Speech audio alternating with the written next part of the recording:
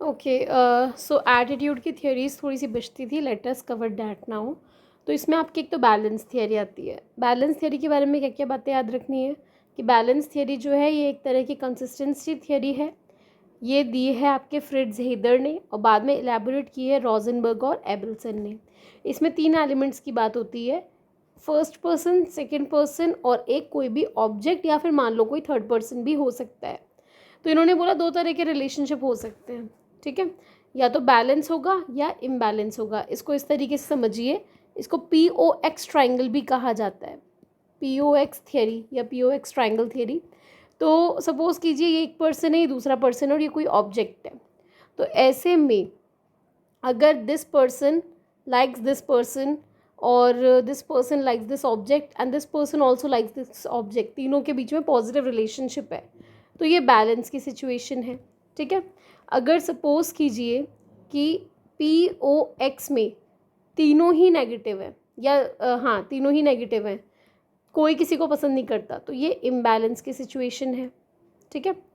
या फिर हम ये माने कि दो एक दूसरे को नापसंद करते हैं लेकिन एक पसंद करता है, तो ये भी बैलेंस की सिचुएशन है।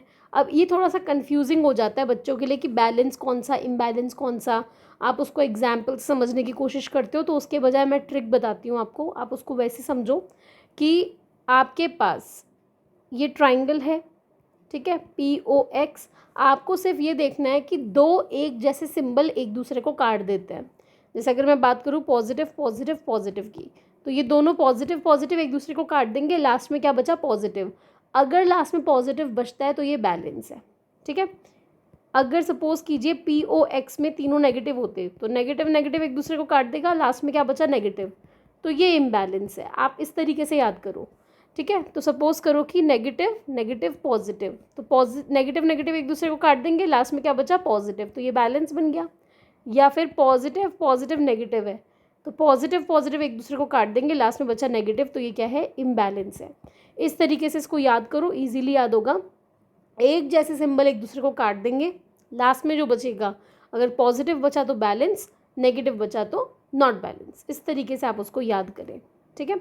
इसके अलावा और क्या क्या आता है आपके बैलेंस थ्योरी में, मैंने अभी बताया, एलैबोरेट की है रोजनबर्ग और एबल्सन ने। ज़्यादा डिटेल में अभी तक आज तक तो कभी नहीं पूछा एलैबोरेशन का, सिर्फ इतना याद रखिएगा क्या पूछते हैं। तो एलैबोरेशन में इन्होंने 4 मेथड एलैबोरेट करे हैं, नाम याद कर लो, डिनाइल, बॉलस्टेडिंग, डिफ्रेंसिएशन और ट्रांसेंडेंस, दैट इज़ इट, और कुछ करने की ज़रूरत नहीं है, ठीक है। इसके अलावा कॉग्निटिव डिसोनेंस थियरी दी है लियोन फेस्टिंगर ने। इसमें इन्होंने क्या बोला, इन्होंने ये बोला कि सपोज कीजिए, ये 1957 में दिए थियरी, सपोज कीजिए कि अगर मैं कहती कुछ और हूँ, करती कुछ और हूँ, मतलब कि मैं मन ही मन मानती तो कुछ और हूँ, मेरा एटीट्यूड कुछ और है लेकिन मेरा बिहेवियर कुछ और है, तो ऐसे में मेरे अंदर एक कॉग्निटिव डिसोनेंस की स्थिति उत्पन्न होगी, ठीक है। ये एक इंटरनल स्टेट है, तब आती है जब इनकन्सिस्टेंसी हो दो या दो से ज़्यादा एटीट्यूड्स के बीच में, या हमारे एटीट्यूड और हमारे बिहेवियर के बीच में कॉन्फ्लिक्ट है एक तरह का, ठीक है। जैसे कि सपोज़ कीजिए मैं कहती हूँ दहेज लेना बुरी बात है, लेकिन मैं मेरे बेटे की शादी में दहेज ले लेती हूँ,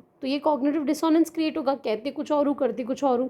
तो ये जो कॉग्निटिव डिसोनेंस है, जितना ज़्यादा डिसोनेंस होगा उतना ज़्यादा हमारे ऊपर प्रेशर है कि हम इसे रिजॉल्व करें।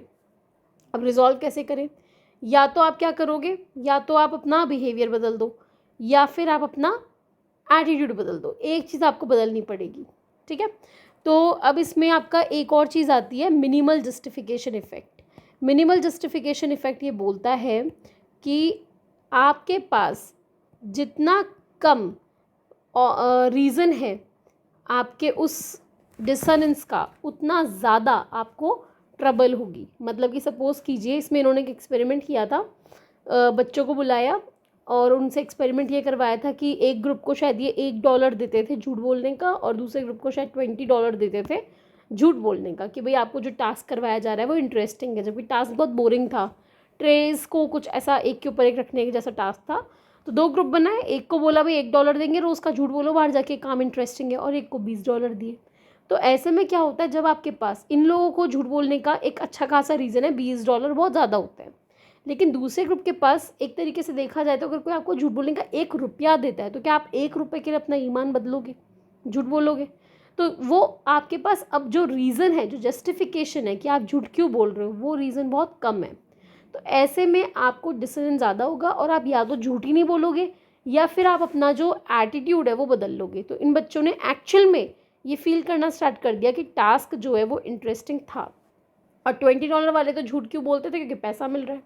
तो ये चीज़ आपको ध्यान रखनी है कि मिनिमल जस्टिफिकेशन इफेक्ट ये कहता है कि अगर किसी काम को करने का आपके पास रीज़न जो है वो बहुत कम है, तो ऐसे में डिसीजन ज़्यादा होता है और फिर आप उसको चेंज करने के लिए ज़्यादा तत्पर रहते हो। ये लियोन फेस्टिंगर ने आपके बताया है। ठीक है, इन्होंने एक सोशल कंपैरिजन थियरी भी दी थी, वो भी मैं आपको लगे हाथ अभी बता देती हूँ। सोशल कंपैरिजन थियरी क्या दी इन्होंने, सोशल कंपैरिजन थियरी, इसमें इन्होंने ये बोला कि आपको अपने बारे में इंफॉर्मेशन चाहिए, तुम खुद के बारे में जानना चाहते हो, पर तुम जानोगे कैसे? खुद के बारे में कैसे जानोगे कि भाई तुम कितने ब्यूटीफुल हो? तुम कैसे जानोगे? ब्यूटीफुलनेस का कोई टेस्ट नहीं है। तो ऐसे में आप खुद को दूसरों से कंपेयर करोगे। ठीक है, आप खुद को किसी से कंपेयर करके फिर बोलोगे कि मैं उसके मुकाबले ज़्यादा ब्यूटीफुल हूँ या कम ब्यूटीफुल हूँ। इंटेलिजेंस है, तो पहले के ज़माने में तो चलो, अब तो ये एग्ज़ाम के मार्क्स के बेसिस पे लोग इंटेलिजेंस को जज करते हैं, ऑल्दो ये गलत है।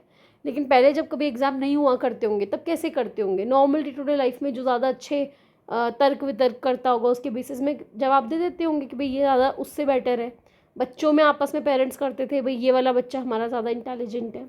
तो सोशल कंपैरिजन थ्योरी कहता है कि आप कंपैरिजन इसलिए करते हो क्योंकि आप खुद के बारे में जानना चाहते हो।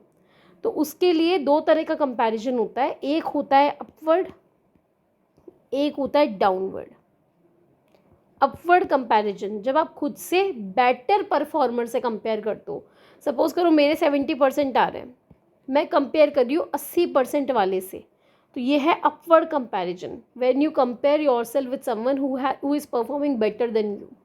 ठीक है, क्यों करते हैं? क्या मिलेगा? मोटिवेशन मिलेगा कि मैं भी आगे अच्छा परफॉर्म करूं। लेकिन हम मोस्टली करते क्या है, अगर हमारे 70 आए हैं तो हम अपने उस दोस्त के मार्क्स बताएंगे जिसके 60 आए हैं, और घर पे दिखाएंगे देखो उसके तो 60 ही आए हैं, मेरे तो 70 आए। क्यों बताते हैं ऐसा? ताकि हमारा सेल्फ एस्टीम हाई रहे, सेल्फ एस्टीम को बचा के रखने के लिए। अपवर्ड कंपैरिजन करते हैं ताकि मोटिवेशन मिले, बेटर परफॉर्म करें। डाउनवर्ड क्यों करते हैं? ताकि सेल्फ एस्टीम बचा रहे, बेइज्जती ना हो, ऐसा लगे कि नहीं हम डपोर नहीं है, हमारे तो अच्छे मार्क्स हैं, दूसरों को देखो उनसे तो अच्छे लाए हैं, वो तो 60 लाया है, मैं तो 70 लाया हूँ, इसलिए हम ये करते हैं। तो ये एटीट्यूड के आगे कुछ बची हुई थियरीज थी, आई थिंक इतना ही है और कुछ नहीं है। हाँ यही है आपका, ये आपको अच्छे से कर लेना है, और कोई डाउट हो तो आप पूछिएगा। ओके, चलिए bye bye, all the best.